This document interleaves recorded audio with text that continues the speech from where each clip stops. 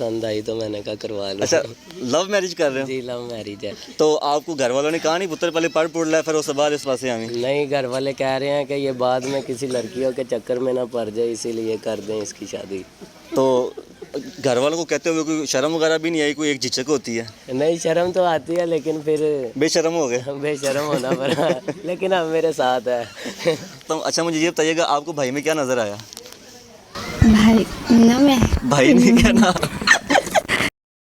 अस्सलाम वालेकुम नाज़रीन, मैं हूं आपका होस्ट हमदा सलीम चौधरी। आप देख रहे हैं बुराक न्यूज़। नाज़रीन, जैसा कि आज मैं जज्जा जी की इनविटेशन के ऊपर एक शादी पर आया, तो यहाँ पर आया तो मैं बहुत ही ज़्यादा हैरान हो गया। जज्जा जी ये हैं, तो जब मतलब शादी आया तो मुझे लगा जज्जा जी साहब की शादी है, तो देखा तो इन भाई की शादी थी। जब मैं इनसे मिला मुझे लगा कि ये इनके कोई भतीजे होंगे, कोई इनके भांजे होंगे, तो लेकिन यहाँ पर कोई सिनेरियो और था।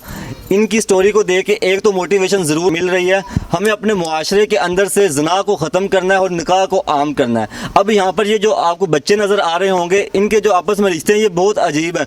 ये एक दूसरे के, कोई भांजा किसी का, कोई एक दूसरे का मतलब कि चाचू है, कोई दूसरे का मामू है। हम इनसे इनके रिश्ते भी पूछेंगे और सबसे पहले हम भाई को मुबारकबाद देंगे और इससे थोड़ी गुफ्तगू करेंगे। जी अस्सलाम वालेकुम। वालेकुम अस्सलाम। अच्छा, आप मुझे ये बताएं कि आपने इतनी छोटी सी उम्र में शादी क्यों कर ली? पहले अपनी उम्र बतानी है। मेरी उम्र 17 साल है। अच्छा, आपका तो शनाख्ती कार्ड भी नहीं बना, तो आपने शादी इतनी कम उम्र में क्यों करवा रहे हो? बस लड़की पसंद आई तो मैंने कहा करवा लो। अच्छा, लव मैरिज कर रहे हो? जी लव मैरिज है। तो आपको घर वालों ने कहा नहीं पुत्र पहले पढ़ ले फिर उसके बाद इस पास आवी? नहीं, घर वाले कह रहे हैं कि ये बाद में किसी लड़कियों के चक्कर में ना पड़ जाए, इसीलिए कर दें इसकी शादी। तो घर वालों को कहते हुए कोई शर्म वगैरह भी नहीं आई? कोई एक झिझक होती है? नहीं, शर्म तो आती है लेकिन फिर बेशर्म हो गए? बेशर्म होना पड़ा लेकिन अब मेरे साथ है। अच्छा, भाभी मैं आपसे भी बात कर सकता हूँ? अच्छा मुझे ये बताइएगा आपको भाई में क्या नज़र आया? भाई ना, मैं भाई नहीं कहना। जी, आपको इनके अंदर क्या नज़र आया ऐसा जो आपने इनका प्रपोजल एक्सेप्ट कर लिया? बस आपको अच्छा लगे और आपने कहा ठीक है? जी यही बात थी। घर में कैसे बात की थी? मामा ने पटाई नहीं की? पापा ने पटाई नहीं लगाई?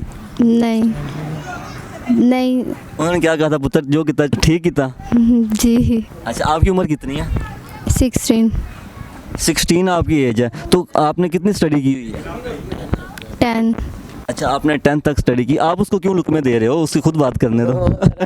अच्छा, अब आप मुझे जज्जा जी बताएंगे, आपने जब इसने आपसे कहा कि मैंने शादी करनी है तो आप इजीली मान गए? आपने कहा नहीं कि बेटा पहले पढ़ के दिखाओ, कुछ कमा के दिखाओ? क्योंकि हमारी सोसाइटी के अंदर एक कंसेप्ट बन गया हुआ है कि जब तक बच्चा अपने पैरों पर खड़ा नहीं होगा, कुछ अपना बनाएगा नहीं, 25-30 एज नहीं होगी तब तक शादी नहीं होगी। तो आपने कैसे इनका प्रपोजल एक्सेप्ट करवाया? असल में जो रिस्क है वो अल्लाह ताला ने देना है। जिसने इंसान को दुनिया में भेजा है तो उसका रिस्क भी उसके साथ ही भेजा है। तो ये नहीं है कि अपने पैरों पे खड़ा हो, उसमें उम्र बीत जाए और फिर शादी करें।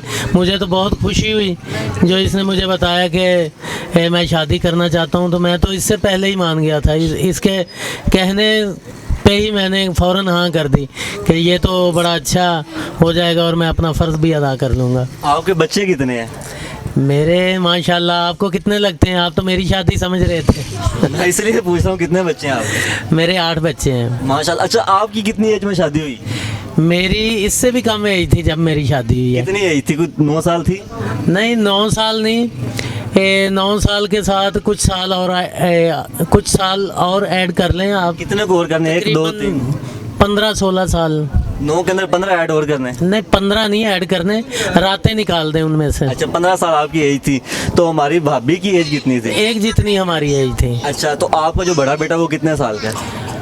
हमारा बड़ा बेटा माशाल्लाह हमारे सामने खड़ा है। अब तो उसके भी 3 बच्चे हैं। अच्छा, आपके बड़े बेटे के भी 3 बच्चे हैं? जी जी। और सबसे छोटा बच्चा आपका कितने साल का है? मेरा सबसे छोटा बच्चा जो है वो 1.5 साल का है। मतलब कि अभी भी सिलसिला जारी है। अल्लाह ताला आपको और बरकत दे। अल्हम्दुलिल्लाह।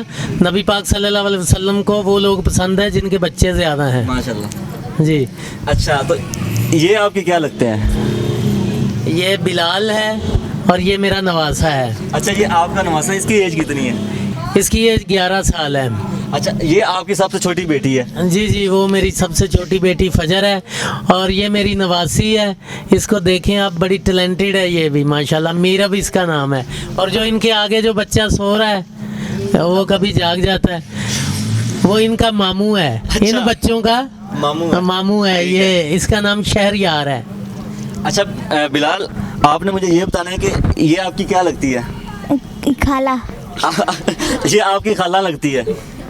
अच्छा तो ये आपकी क्या लगती है? कौन? ये माँ खाला। अच्छा ये आपकी खाला लगती है। मतलब कि खाला आप लोगों की छोटी है, आप उसको खाला ही कहते हो? खाला तो अभी आप लोगों की बातें भी नहीं सुनती। अच्छा ये आपका क्या लगता है? मामू।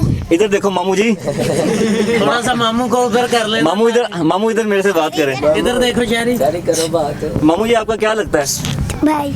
अच्छा ये आपका भाई लगता है। भांजा। अच्छा आप में से दोनों में से पिटाई कौन लगाता है? लड़ते हो आपस में? हाँ। अच्छा आप अपने मतलब मामू को मारते हो, आपको शर्म नहीं आती? वो पहले कहता है लड़ाई करें, वो फिर शुरू हो जाता है। कभी बड़े मामू से भी लड़े हो? नहीं, उससे क्यों नहीं लड़ते? वो बड़ा है। अच्छा तो छोटे को मतलब देख के आप ऊपर हैवी हो जाते हो? वो पहले लड़ना पता है स्टार्ट उसने करता कुछ आगे से कहना नहीं है। है।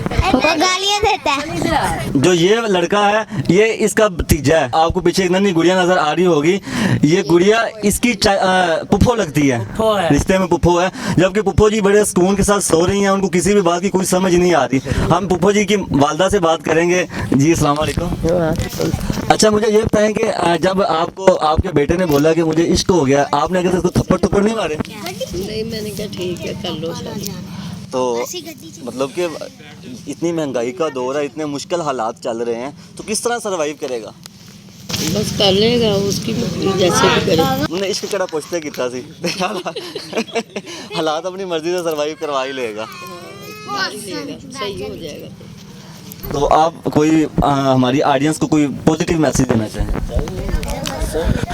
मैसेज तो यही है कि हमारा इस्लामी मुआशरा है और इस मुआशरे के तहत जब बच्चे बालिग हो जाएं उनकी शादी कर देनी चाहिए और हुनरमंद बनाना चाहिए। पढ़ाई के साथ साथ उनको हुनर भी कोई ना कोई सिखाना चाहिए। हमने इसको कंप्यूटर का इल्म दिया है, प्रॉपर इसने वो सीखा है, तो ये अपने पाँव पे खड़ा हुआ है, तो हमें खुशी है ये काम। 1 साल का बच्चा पैरों पे खड़ा हो जाता है। जी जी, क्यों नहीं खड़ा हो जाता। अच्छा तो जी नाज़रीन, जैसा कि आपने एक छोटे से खानदान के रिश्ते देखे, रिश्तों को देखते हुए खानदान बहुत बड़ा है। तो कोई किसी का चाचा है, कोई दूसरे की पुप्पी है, कोई भांजी है, खाला है, आपस में छोटे छोटे हैं लेकिन रिश्ते भी उनके, लेकिन मारते भी हैं एक दूसरे को। चाचा कुटदा है तो सम टाइम ऐसा होता है कि भतीजे उनका मतलब कि मामू गैर होता है या चाचा अपने बाहर लै जा चुप कर हाथ लिया, इस तरह के भी इनके मामला चलते रहते हैं। और उसके बाद हम लास्ट में हम अपनी भाभी से कुछ पूछना चाहेंगे कि वो कोई मतलब कि हमारे मतलब जो हमारे भाई हैं, दूल्हा भाई हैं, इनके लिए कोई मैसेज देना चाहिए, वैसे हमारे से कोई बात करना चाहिए। जी आप कुछ कहना चाहें? जी मेरा तो यही मैसेज है कि हर पेरेंट्स अपने बच्चों की उनकी पसंद की जो है उनकी रज़ा के साथ उनकी शादी करवाएं, क्योंकि हज़रत आयशा अलैहिस्सलाम का यही उनके भी छोटी एज में ही शादी हुई थी। तो मेरा तो यही मैसेज है कि पेरेंट्स अपने बच्चों पर रहम करें। जी। अच्छा तो जी नाज़रीन, जैसा कि आपने उनकी बात सुनी, हमारी भाभी की बहुत ही अच्छी उन्होंने बात की कि हज़रत आयशा रज़ी अल्लाह ताला अन्हु की उन्होंने एग्जाम्पल दी है। तो इसी के साथ मैं अपने प्रोग्राम को एंड करूँगा। अपने मेज़बान को इजाज़त दें। अल्लाह हाफ़िज़।